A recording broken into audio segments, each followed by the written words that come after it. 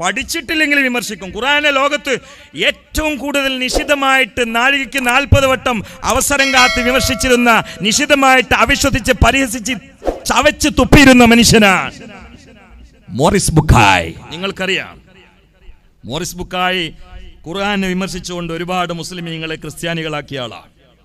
അദ്ദേഹത്തിന് സ്വന്തം ഒരു ഹോസ്പിറ്റൽ ഉണ്ടായിരുന്നു.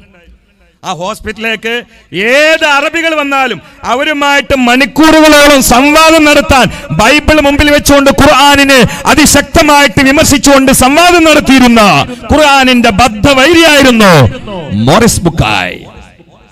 അങ്ങനെയാ സൗദിയിലെ ഫൈസൽ രാജാവ് അദ്ദേഹത്തിന്റെ ഹോസ്പിറ്റലിൽ മുട്ടുവേദനയ്ക്ക് അഡ്മിറ്റ് ചെയ്യാൻ വേണ്ടി വരുന്നു. ഫൈസൽ രാജാവിനോട് അദ്ദേഹം ഡിസ്ചാർജ് ചെയ്ത് പോകുമ്പോൾ പറഞ്ഞു, ഒരു 10 മിനിറ്റ് സംസാരിക്കാവോ? എന്താ കുഴപ്പം? ഇരുന്ന് സംസാരിക്കാൻ തുടങ്ങി. ഖുർആനിനെ ശക്തമായിട്ട് മോറിസ് ബുക്കായി ഫൈസൽ രാജന്റെ മുമ്പിൽ വിമർശിക്കാൻ തുടങ്ങി. ഓരോ ആയത്തെടുത്തുകൊണ്ടും അതിശക്തമായിട്ട് വിമർശിച്ചു. ഇന്നാള് പറയുന്ന പോലെ ഒന്നുമല്ല, ഖുർആൻ വൈരുദ്ധ്യമാണ്, അവിടെയാണ്, എല്ലാം പറഞ്ഞു. ഒക്കെ സുമനസ്സോടുകൂടി കേട്ട് അവസാനം ഫൈസൽ രാജാവ് പറഞ്ഞു, നിങ്ങൾ ഈ പറയുന്ന ആശയങ്ങളും ഖുർആന്റെ ആയത്തും തമ്മിൽ ഒരു ബന്ധമില്ല. തന്നെ എന്ന് മാടശ്ശേരിയോടും രവീന്ദ്രനോടും ജബ്ബാറിനോടും ജാമിദയോടും ഒക്കെ നമുക്ക് പറയാനുള്ളത് തന്നെ. മറ്റെല്ലാ ആളുകളോടും ഞാൻ 4 ആളെ എണ്ണി, കാരണം കൂടുതൽ ആളുടെ പേര് തന്നെ സാസിന്റെ ബർക്കത്ത് പോകുന്നതുകൊണ്ടാണ്. എല്ലാരോടും പറയാനുള്ളതാണ്, നിങ്ങൾ പഠിക്കുക. മോറിസ് ബുക്കായോട് ഫൈസൽ രാജ ഒരു കാര്യമില്ല അവസാനം ചോദിച്ചു, എന്താ അറിയോ, നിങ്ങൾക്ക് അറബ് ഭാഷ അറിയോ? മോറിസ് ബുക്ക പറഞ്ഞു, എനിക്കറിയില്ല. എന്നാ ഖുർആൻ അറബ് സാഹിത്യമാണല്ലോ. നിങ്ങൾക്ക് സാമാന്യ ബുദ്ധി ഉണ്ടെങ്കിൽ, നിഷ്പക്ഷ മനസ്സുണ്ടെങ്കിൽ, നിങ്ങളുടെ ഹൃദയത്തിൽ പക്ഷപാതം ഇല്ലെങ്കിൽ ഖുർആനെ വിമർശിക്കുമ്പോ മിനിമം ആ ഭാഷ ഒന്ന് പഠിച്ചിരിക്കണ്ടേ? അതുകൊണ്ട് നിങ്ങൾ ആദ്യം അറബ് ഭാഷ പഠിച്ചിട്ട് ഭാഷാ പ്രാവീണ്യം, അതുകൊണ്ട് നിങ്ങൾ ഖുർആൻ ഒന്ന് വായിക്കുകയെന്ന് പറഞ്ഞു. മോറിസ് ബുക്കായി തോന്നി അത് ശരിയാ, അല്ല അത് ശരിയാ, എന്ത് പറഞ്ഞാലും ഇത് ന്യായം പറഞ്ഞ നേര് മനസ്സിലാക്കുന്ന ആളുകളൊക്കെ ഉൾക്കൊള്ളും. ന്യായവും നേരും തമ്മിൽ ബന്ധമുണ്ട്, ന്യായം നേരും തമ്മിൽ ബന്ധമുണ്ട്, വാദവും ബോധവും തമ്മിൽ ബന്ധമുണ്ട്. പക്ഷെ ഇത് രണ്ടും രണ്ടായി എന്നുള്ളതാണ് ഇന്നത്തെ പ്രശ്നങ്ങൾ. അപ്പോ മോറിസ് ബുക്കായി തോന്നി ഈ ന്യായം നേരാൻ എന്ന് കരുതിയിട്ട് മോറിസ് ബുക്കായി മറ്റെല്ലാ ചുറ്റുപാട് ഒഴിവാക്കിയിട്ട് ഖുർആന്റെ വിമർശനം തൽക്കാലം നിർത്തി. 3 കൊല്ലമാണ് നഹ്വ് പഠിക്കാൻ വേണ്ടി ഉപയോഗപ്പെടുത്തിയത്. 3 കൊല്ലം കൊണ്ട് നഹ്വ് പഠിച്ചു. എന്നിട്ട് ആധികാരികമായിട്ടുള്ള ഖുർആന്റെ തഫ്സീർ ഗ്രന്ഥങ്ങൾ വായിച്ചു. പകുതി വായിച്ചപ്പോഴേക്ക് മോറിസ് ബുക്കായി കുരിശിന്റെ മാല അങ്ങ് പൊട്ടിച്ചുകൊണ്ട് പറഞ്ഞു, അശ്ഹദു അല്ലാ ഇലാഹ ഇല്ലല്ലാഹ് വ അശ്ഹദു അന്ന മുഹമ്മദർ റസൂലുള്ളാഹ്. എല്ലാരോടും ഞങ്ങൾക്ക് പറയാനുള്ളത് ഖുർആൻ പഠിക്കണം. എന്റെ ഹൈന്ദവ സഹോദരന്മാരോടും ക്രിസ്തീയ സുഹൃത്തുക്കളോടൊക്കെ പറയാനുള്ളത് ഖുർആൻ പഠിക്കണം. ഖുർആന് 6666 ആയത്തുകൾക്ക് 6666 അർത്ഥം പഠിച്ചാൽ പോരാ. ഒരൊറ്റ ആയത്തിന് ലക്ഷക്കണക്കിന് മീനിങ്സ് ഉണ്ട്. ഒരു അക്ഷരം മണിക്കൂറുകളോളം പ്രസംഗിക്കും.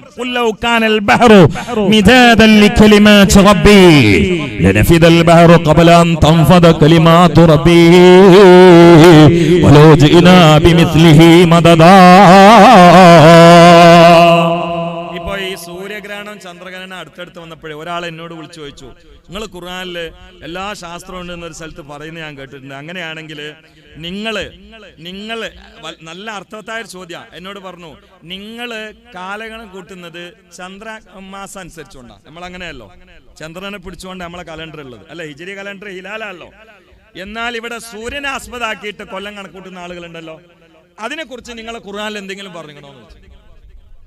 ഞാൻ പറഞ്ഞിട്ടുണ്ടല്ലോ. എവിടെ? സൂറത്തുൽ ഗഫിൽ പറഞ്ഞിട്ടുണ്ട്. കാരണം എന്താ അറിയോ, ഈ ഹിലാല് അനുസരിച്ചുകൊണ്ട് നമ്മൾ മാസം കണക്കൂട്ടുമ്പോ അത് ഈ സൂര്യനെ ആസ്പദമാക്കിയിട്ട് കൊല്ലം കണക്കൂട്ടുന്ന ആളുകൾ നമ്മൾ തമ്മിൽ കൊല്ലത്തിൽ 11 ദിവസത്തെ വ്യത്യാസമുണ്ട്. എത്ര ദിവസത്തെ? 11 ദിവസത്തെ വ്യത്യാസമുണ്ട്. അങ്ങനെ ആകുമ്പോൾ അല്ല ശ്രദ്ധിക്കണം കേട്ടോ, ഇത് വേളാക്കി പറഞ്ഞാൽ മനസ്സിലാവില്ല. വേളയിലേക്ക് ഞാൻ കിടക്കാം. ഇത് ചിന്താബോധമുള്ള ആളുകൾക്കും പഠനബോധമുള്ള ആളുകൾക്കും വലിയൊരു ഗിഫ്റ്റാണ്. അപ്പോ ഒരു കൊല്ലത്തിൽ 11 ദിവസത്തെ വ്യത്യാസം ഇംഗ്ലീഷുകാരൻ നമ്മൾ തമ്മിലുണ്ട്. അങ്ങനെ ആകുമ്പോ 33 വർഷമാകുമ്പോ ഒരു കൊല്ലത്തെ വ്യത്യാസം ഉണ്ടാവും. മനസ്സിലായോ? 33 വർഷമാകുമ്പോ നിങ്ങൾ നല്ല മനസ്സിലാക്കി എന്നാലേ ഇത് മനസ്സിലാവുള്ളൂ. أعوذ بالله من الشيطان الرجيم بسم الله الرحمن الرحيم ولبثوا في كهفهم 300 سنين അവർ ആ ഗുഹയിൽ 300 കൊല്ലം ഉറങ്ങി. വസ്ദാദു തിസ്ആ. എന്താ അള്ളാഹ്ക്ക് 309 കൊല്ലം ഉറങ്ങി എന്ന് പറയാൻ കഴിയാത്തോണ്ടാ? അങ്ങനെയല്ല പറഞ്ഞത്. 300 കൊല്ലം ഇറങ്ങി, ഒരു 9 കൊല്ലം കൂടി കൂട്ടി കൊടുക്കണമെന്ന്. അതേതാ കണക്ക്? സംശയ കണക്ക്. ഞാൻ പറഞ്ഞപ്പോ എനിക്ക് തോന്നുന്ന അയാളെ കയ്യും മൊബൈലും വരച്ചിട്ടുണ്ടാവും. അയാൾ പറയുന്ന വെക്കല്ലേ എന്ന് വെച്ച്. ഖുർആൻ അത്ഭുതല്ലേ. എന്താ അള്ളാഹ്ക്ക് 309 കൊല്ലം എന്ന് പറയാൻ അറിയില്ലേ? അള്ളാഹ് പറഞ്ഞ അങ്ങനെയല്ല. 300 കൊല്ലം ഉറങ്ങിയത് എന്ന് പറഞ്ഞാൽ ഹിലാലി കണക്ക് അള്ളാഹു താല സ്വീകരിച്ചു, മറ്റേത് പരിഗണിച്ചു. പരിഗണിച്ചു, തള്ളിയില്ല. ഇത് സ്വീകരിച്ചു, മറ്റേത് പരിഗണിച്ചു. അത്ഭുതമല്ലേ ഖുർആൻ? അത്ഭുതമല്ലേ? ഒരാൾ ഒരിക്കൽ എന്നോട് വിളിച്ചു ചോദിച്ചു, ഇന്ന് ലോകം എന്ന് പറഞ്ഞാൽ തിരിയാത്ത അക്ഷരങ്ങളെ കൊണ്ട് അത്ഭുതം കാണിക്കുന്ന കാലം അല്ലേ? www വെബ്സൈറ്റ് തുറക്കുന്ന അങ്ങനെയല്ലേ അല്ലേ? www ഇതിന്റെ ഫുൾ ഫോം ആർക്കെങ്കിലും അറിയാം? കൃത്യമായിട്ട് അറിയുന്ന വലിയ ആലിമ്യങ്ങൾ ഉണ്ടാവും, അറിയുന്ന മദ്ഹബിന്റെ ഇമാമിങ്ങൾ ഈ കൂട്ടത്തിൽ സ്റ്റേജിലും താഴെയൊക്കെ ഉണ്ടാവും. ഞാൻ എതിർക്കണില്ല, പക്ഷെ പൊതുവായിട്ട് ആർക്കും അറിയില്ലല്ലോ. എന്നിട്ട് എന്നെ അടുത്ത് ചോദിച്ചതാണ്, ഇങ്ങനെ ഖുർആൻ ഒരു അത്ഭുതം കാണിച്ചു തരാൻ പറ്റുമെന്ന്. ഞാൻ പറഞ്ഞു, ഖുർആനിലാണ് അള്ളാഹു തആല ഈ മാതൃക ആദ്യം കാണിച്ചു തന്നത്. കാരണം അലിഫ് ലാം മീം www വെബ്സൈറ്റ് തുറന്ന് എന്നാ അതിന്റെ മാന അറിയുന്ന ആൾക്കാരില്ലേ? ഉണ്ട്, എഴുതി വെച്ചിട്ടുണ്ട്. അലിഫ് അല്ലാഹ്, ലാം ജിബ്രീൽ, മീം മുഹമ്മദ് മുസ്തഫ. സംശയമൊന്നുമില്ല. പക്ഷെ അത് ആർക്ക് എത്തിപ്പിടിക്കാൻ പറ്റുന്ന പരുവത്തിലല്ല www പോലെ. ഈ ഖുർആൻ അവഗണിച്ചിട്ട് എങ്ങോട്ടാ നമ്മൾ ശാസ്ത്രം പഠിക്കാൻ പോകുന്നത്? ഖുർആൻ ഇല്ലാത്ത അള്ളാന്റെ തൗഫീഖ് ഉണ്ടെങ്കിൽ ഖുർആനും ശാസ്ത്രം എന്നുള്ളൊരു വിഷയങ്ങൾ എനിക്ക് വെച്ചിട്ടാണെങ്കിൽ 10 ഡേറ്റിൽ റമദാൻ കഴിയണം. എല്ലാ ശാസ്ത്ര ശാഖകളും ഞാൻ ഖുർആൻ തെളിയിക്കും, ഒരു സംശയം വേണ്ട. എല്ലാം തെളിയിക്കും. ഭ്രൂണശാസ്ത്രം എല്ലാം തെളിയിക്കും. ഒറ്റ ആയത്തും വന്ന് 17 ശാസ്ത്രം തെളിയിക്കും. നിങ്ങൾ എന്താ ഖുർആൻ മനസ്സിലാക്കി? നമ്മൾ നിങ്ങളുടെ അർത്ഥം വെക്കുക. ബിസ്മില്ലാഹിർ റഹ്മാനിർ റഹീം, പരമകാരുണികനും കരുണാനിധിയും. ആ രണ്ടാളും മരിച്ചുകയും ചെയ്തിരിക്കണം. ഖുർആൻ അത്ഭുതമാണ്. എന്റെ ഇപ്പോഴത്തെ ചർച്ച ഖുർആനിന്റെ അക്ഷരങ്ങൾ ഇട്ടുകൊണ്ട് പ്രസംഗിക്കലല്ല. ഞാൻ പറയാൻ ശ്രമിക്കുന്നത് പരിശുദ്ധമായ ഖുർആൻ തുടങ്ങുന്നത് റബ്ബിൽ ആലമീൻ, അൽഹംദുലില്ലാഹി റബ്ബിൽ ആലമീൻ എന്ന് പറഞ്ഞുകൊണ്ടാണ്. അത് തന്നെ അത്ഭുതം. നോക്കൂ, അൽഹംദു എന്നതിൽ 5 അക്ഷരങ്ങളാണ്. നിസ്കാരം 5 വക്താണ്. ഈ 5 വക്ത് നിസ്കാരം തുടങ്ങുന്നത് ഈ 5 അക്ഷരങ്ങളെ കൊണ്ടാണ്. ലില്ലാ എന്ന് പറയുമ്പോൾ 8 അക്ഷരങ്ങളായി. സ്വർഗത്തിന്റെ വാതിലുകൾ 8 എണ്ണമാണ്. അൽഹംദുലില്ലാ എന്നൊരാൾ ദൃഢരൂഢമൂലമായ വിശ്വാസത്തോടെ അള്ളാഹുവിന്റെ കബൂലിയത്തിനെന്നോണം ഇഖ്ലാസോടുകൂടി മനസ്സറിഞ്ഞുകൊണ്ട് പറഞ്ഞാൽ സ്വർഗത്തിന്റെ 8 വാതിലുകളും അവന് അനുകൂലമായി തുറന്നു കിട്ടുമേ. അതിലേക്ക് സൂചനയായി അൽഹംദുലില്ലാഹ് എന്നതിൽ 8 അക്ഷരങ്ങളാ. റബ്ബിൽ ആലമീൻ 18 അക്ഷരങ്ങളാണ്. അതിന്റെ അർത്ഥം ലോകങ്ങളെ നിയന്ത്രിക്കുന്ന അല്ലാഹ്. ഒരഭിപ്രായത്തിൽ ലോകങ്ങളുടെ എണ്ണം 18,000. യാ റബ്ബ്, യാ റബ്ബ്. ഇതൊക്കെ ഒരു പാറപ്പുറത്ത് കയറിയിട്ട് നിരക്ഷരായ മനുഷ്യനെ ചിന്തിച്ചുണ്ടാക്കിയിട്ട് എഴുതി കുത്തിയാന്ന് പറഞ്ഞാൽ അവന്റെ തലയിൽ വെണ്ണീറല്ലേ, വേറെ വല്ലതും ഉണ്ടാവോ? അങ്ങനെ ഉണ്ടാക്കാൻ കഴിയോ? ഇല്ലല്ലോ. ഖുർആന്റെ നിയമങ്ങളോ ഇസ്ലാമിന്റെ നിയമങ്ങളൊക്കെ പഠിച്ച അങ്ങനെ ഉണ്ടാക്കാൻ കഴിയോ? ഇല്ലല്ലോ, ഇല്ലല്ലോ, ഇല്ല. എല്ലാതും ഇപ്പൊ നിങ്ങൾ നോക്കൂ. നമ്മളിപ്പോ ഇന്ന് ഭക്ഷണം കഴിച്ച സമയത്ത് ഭക്ഷണം കഴിക്കണതിന്റെ തുടക്കത്തിൽ ബിസ്മി ഉറക്കാണ് ഞാൻ ചൊല്ലിയത്. കഴിഞ്ഞപ്പോ അൽഹംദുലില്ലാഹ് എന്നുള്ളത് പതുക്കെ ചൊല്ലിയത്. അത് ശരീഅത്തിന്റെ നിയമമാണ്. ഇതൊരാൾ അദ്ദേഹത്തിന്റെ ബുദ്ധി കൊണ്ട് എഴുതൂല. അദ്ദേഹത്തിന്റെ ബുദ്ധി കൊണ്ട് എഴുതുകയാണെങ്കിൽ തുടങ്ങുമ്പോ ബിസ്മി ഉറക്ക ചെല്ലണം, കഴിഞ്ഞാൽ അൽഹംദും ഉറക്ക ചെല്ലണം. എന്താ കഴിഞ്ഞ അൽഹംദുലില്ലാഹ് പതുക്കെ ചെല്ലണം എന്ന് റസൂൽ പറയാൻ കാരണം? അപ്പോഴാണ് ആ സൈക്കോളജിസ്റ്റ് അവിടെ ഇടപെടും. അങ്ങനെ പറഞ്ഞാൽ അത് സൈക്കോളജിക്കൽ ആവൂല. എന്തുകൊണ്ട്? ഞാൻ പറഞ്ഞുതരാം, ബുദ്ധിപരമായിട്ട് ഞാൻ പറഞ്ഞുതരാം. ഒരാള് ഭക്ഷണം കഴിക്കുന്നതിന്റെ തുടക്കത്തിൽ ചിലപ്പം ഭക്ഷണത്തിനോടുള്ള ആർത്തി കൊണ്ട്, വിശപ്പിന്റെ കാഠിന്യം കൊണ്ട് ബിസ്മി പലരും മറക്കും, അല്ലേ? തൊള്ളയിൽ കപ്പുലച്ച് ഇറങ്ങാൻ മാത്രം വെള്ളം ഊറിക്കുമ്പോ ബിരിയാണിക്ക് തൊള്ളയും തുറന്നിട്ട് വരുന്ന മനുഷ്യന് ബിസ്മി ഓർമ്മ ഉണ്ടാവോ? ഇല്ല, മറക്കും. എന്നാ ബിസ്മി ചൊല്ലാൻ ഇവന് ആഗ്രഹമുള്ള ആളാ, മറവി എന്നതാണ്. അപ്പൊ എന്താവും? ഒരാളൊരു മൂലക്കുന്ന് ബിസ്മില്ലാഹിർ റഹ്മാൻ റഹീം, അതിലിവന് ഒരു ബിസ്മിയൊക്കെ ഫിറ്റ് ചെയ്യേണ്ട ആവശ്യമുണ്ട് അല്ലേ? ഇവന് ചൊല്ലു. കണ്ടങ്ങള് എന്തൊരു അത്ഭുതം. നേരെ മറിച്ച് കഴിഞ്ഞിട്ട് അൽഹംദുലില്ലാഹ് എന്ന് ഉറക്കെ പറയണമെന്ന് അതോടെ പറഞ്ഞാൽ ആ സാസിലാകെ പ്രശ്നം ഉണ്ടാവും. എന്തുകൊണ്ട്? എല്ലാവർക്കും തീറ്റയിൽ ഒരേ സാമർഥ്യമല്ല. ഞാൻ 2 പിട്ട് തിന്നുന്ന സമയത്ത് 25 തിന്നുന്ന ആൾക്കാർ ഈ സാസിലുണ്ടാവും. നമ്മൾ ഒരു പൊറാട്ട എടുത്തിട്ട് അയിമങ്ങനെ ബദർ ഉഹുദ് നടത്തുമ്പോൾ 12 നിന്നിട്ട് 13ാമത്തേക്ക് കൈ നീട്ടുന്ന ആൾക്കാർ ഈ കൂട്ടത്തിലുണ്ടാവും. അപ്പോ അവര് നമ്മൾ 1 തിന്നുമ്പോഴേക്ക് 11 തിന്നിട്ട് അൽഹംദുലില്ലാഹ് എന്നാണ് പറഞ്ഞാൽ നമ്മളിവിടെ തുടങ്ങുണ്ടാവുള്ളൂ. നമ്മൾ ചെങ്ങ എൻ്റെ കഴിഞ്ഞാൽ പോയാൽ പോരെ. ആ സാസിൽ പ്രശ്നം ഉണ്ടാവും. ശരീഅത്തിന്റെ നിയമങ്ങൾ നോക്കി. ഞാനൊരിക്കൽ കർണാടകയിലെ ഒരു വാളിന് പോയപ്പോഴേ അവിടുത്തെ ആരോഗ്യമന്ത്രിയാണ് എന്റെ പരിപാടി അന്ന് ഉദ്ഘാടനം ചെയ്യുന്നത്.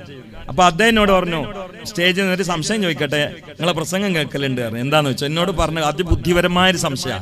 ഞാൻ ചില സാമ്പിൾ നിങ്ങൾക്ക് പറഞ്ഞുതരാം, ചെറുപ്പക്കാർ ഒരുമിച്ച് കൂടിയുണ്ട്. എന്നോട് പറഞ്ഞു, പിന്നെ ഇസ്ലാമില് കട്ടാൾ കൈമുറിക്കണമല്ലോ. ഇവിടെ അല്ല കേട്ടോ, ഇവിടെ അല്ല ഇസ്ലാമിക കോടതിയിലുള്ളടുത്ത് കട്ടാൾ കൈമുറിക്കണം. നാളെ പണിക്ക് പോകാൻ നിൽക്കണ്ട, ഞാൻ ഉത്തരവാദിയാവില്ല. ഇവിടെ അല്ല, ഇസ്ലാമിക ഭരണമുള്ളിടത്ത് കട്ടാൾ കൈമുറിക്കണം. അല്ലേ? അപ്പൊ ഇയാൾ ചോദിച്ചത്, അങ്ങനെയാണെങ്കിൽ വ്യഭിചരിച്ചാൽ ഗുഹ്യസ്ഥാനം മുറിക്കണ്ടേ? എന്താ അത് പറയാത്തത്? നിങ്ങൾക്ക് സംശയം മനസ്സിലായോ? നിങ്ങൾക്ക് സംശയം മനസ്സിലായിട്ടില്ലേ? കട്ടാൽ കൈമുറിക്കണമെന്ന് പറഞ്ഞ ശരീഅത്ത് എന്തുകൊണ്ട് വ്യഭിചരിച്ചാൽ ഗുഹ്യസ്ഥാനം മുറിക്കണമെന്ന് പറയുന്നില്ല? സംശയം തന്നെ. നിങ്ങൾക്ക് സംശയം ആയിട്ടില്ലേ? അല്ല കൂട്ടർ, നിങ്ങൾക്ക് സംശയം ഇല്ലേ? ഉണ്ടെങ്കിലല്ലേ ഇപ്പൊ നിങ്ങളോട് പറയേണ്ടുള്ളൂ. ഉണ്ടോ? കോഴിക്കോട് അലവ് മുറിച്ചാൽ ഒരു ഈച്ച വരാണ്ട് ഈച്ചക്ക് അലവുമൊക്കെ നോട്ടല്ല പറഞ്ഞാൽ നിങ്ങൾ പതിമൊക്കെ നോക്കണില്ലേ? അല്ല, നിങ്ങൾക്ക് ഇതിൽ സംശയമില്ലേ? സംശയം ഉണ്ടെങ്കിലല്ലേ എനിക്ക് രസമുള്ളൂ. നിങ്ങൾക്ക് പറഞ്ഞുതരാം. ഞാൻ ഉസ്താദ്മാരോടല്ല പറയുന്നത് കേട്ടോ. ഉണ്ടോ? ഇന്നിപ്പോ പറഞ്ഞുതരാം, മറുപടി പറഞ്ഞുതരണ്ടോ? എന്നാ കേട്ടോളി, ഇസ്ലാമിന്റെ അത്ഭുതം കേട്ടോളി. ശരീഅത്തിന്റെ ഹുക്മിന് ഒരു ഹിക്മത്തുണ്ട്. അത് പഠിക്കാത്തതുകൊണ്ടാണ് യുക്തിവാദികൾ പേനൗന്തികളാകുന്നത്. ഹുക്മിന് ഹിക്മത്തുണ്ട്. എല്ലാ ഹിക്മത്തും കിട്ടിക്കൊള്ളണമെന്നില്ല. പക്ഷെ പരമാവധി ശ്രമിച്ചാൽ പലതിന്റെയും കിട്ടും. എല്ലാ ഹിക്മത്തും അല്ലാഹു കിട്ടുന്നിട്ടില്ല, ശരിയാ. പക്ഷെ പലതിന്റെയും കിട്ടും. എന്താ ഇവിടെ ഹിക്മത്ത്? ഇവിടെ എന്താന്നറിയോ? ഈ കൈ മുറിക്ക, അത് അങ്ങനത്തെ ഇതിനെന്താ പറയാന്നറിയോ? ഇത് സത്യത്തില് ഖുർആൻ പറഞ്ഞിട്ടുണ്ട്. ഇതില് ഹയാത്താണ്, ഖിസാസിലെ ഹയാത്ത് ഉണ്ട് എന്ന് പറഞ്ഞിട്ടുണ്ട്. എന്ന് പറഞ്ഞാൽ ഉദാഹരണം പറഞ്ഞാൽ, നമ്മളൊക്കെ പഴയ കാലത്ത് നമ്മുടെ വല്ലിപ്പാരൊക്കെ ഈ കൊപ്പറ ഉണക്കാട്ടാൽ ഒരു കാക്കനെ കെട്ടി തൂക്കൂലേ? ഇല്ലേ? അതെന്തിനാ? ഇനി ആരെങ്കിലും വന്നാ ഇതാ ഗതി എന്നാണ് പറയുന്നത്.